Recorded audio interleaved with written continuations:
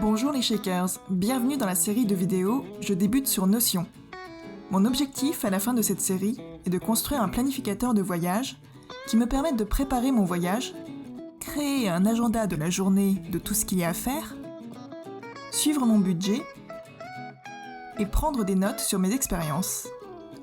Je vous propose de construire ensemble ce planificateur et dans chaque vidéo, je vous expliquerai une ou quelques fonctionnalités fondamentales de Notion. Alors allons-y!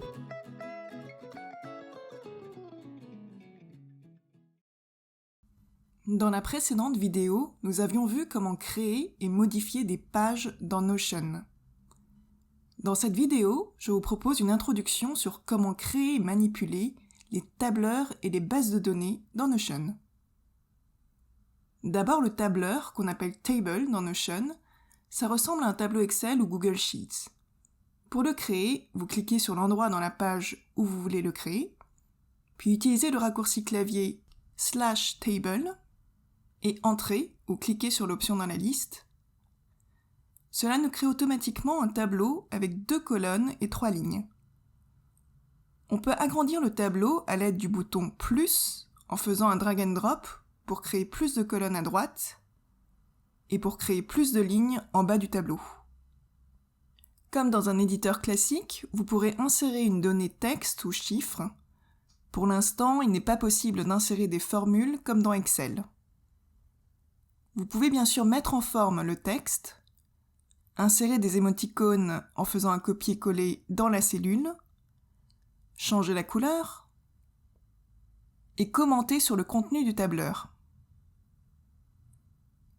Pour créer une colonne d'en-tête, cliquez sur la première cellule, puis le bouton à 6 points, et vous verrez apparaître l'option Header Column que vous pouvez cocher. La même chose pour créer une ligne d'en-tête, cliquez sur la première cellule, le bouton à 6 points, et choisissez l'option Header Row. Dans toutes les cellules du tableau, vous pouvez choisir d'insérer des lignes et des colonnes. Là par exemple, j'ai sélectionné toute une ligne, et je peux insérer une ligne au-dessus, en dessous, dupliquer la ligne, effacer le contenu et supprimer la ligne. Pour déplacer les colonnes ou les lignes, utilisez le bouton à 6 points et faites un drag and drop à l'endroit souhaité. Voilà pour le tableur qui stocke des données comme on a l'habitude dans Excel ou Google Sheets par exemple. Une base de données, c'est un peu différent et c'est l'une des fonctionnalités qui permet à Notion d'être si puissant. D'abord, à quoi sert une base de données ? Ça sert à stocker dans un endroit des informations similaires qui partagent les mêmes propriétés. À chaque fois que vous ouvrez une page vide, là j'utilise le raccourci /page qu'on a vu la dernière fois, on vous propose dans la partie basse en grisé de créer directement une page de base de données. Là je clique sur une base de type table par exemple, la page entière devient une base de données et il n'est pas possible d'ajouter autre chose dans la page. C'est ce qu'on appelle une base de données full page dans Notion. Mais on peut simplement vouloir insérer une base de données dans une page parmi d'autres blocs. Dans ce cas, cliquez à l'endroit où vous voulez mettre votre base de données et utilisez le raccourci /base.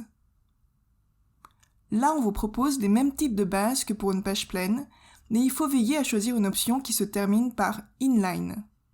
On va choisir ici le Table Database, qui est un peu la base par défaut, car c'est la plus complète en termes d'affichage des informations. Nous verrons plus tard ce que cela veut dire quand nous parlerons des propriétés d'une page. On a par défaut 2 colonnes. Celle qui est importante et non supprimable, c'est la colonne Name, qui contient les entrées principales de la base. Maintenant, quelle différence entre une table et une base de données ? Dans une table, vous allez entrer des lettres et des chiffres. Dans une base de données, à chaque fois que vous entrez une information dans la colonne Name, vous créez une page. Pour ouvrir cette page, vous cliquez sur le bouton Open qui apparaît quand vous rapprochez la souris du texte. L'information de la colonne Name, c'est le titre de la page. Et cette page contient ce qu'on appelle des propriétés qu'on voit en liste juste après le titre. Ici, Tags, par exemple, est une propriété. Ces propriétés sont visibles en colonne dans la base de données. Toutes les pages de cette base ont les mêmes propriétés. Et les modifications de propriétés qu'on peut faire pour une page se répercutent donc sur toutes les pages. Je peux ajouter ou supprimer une propriété directement dans la base de données ou en ouvrant n'importe quelle page de la base. Et je peux aussi renseigner une propriété directement à l'intérieur d'une page ou dans une colonne de la base de données.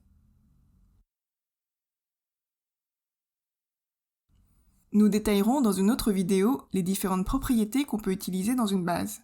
Vous pouvez transformer une table simple en base de données en cliquant sur le bouton à 6 points, puis Turn into Database.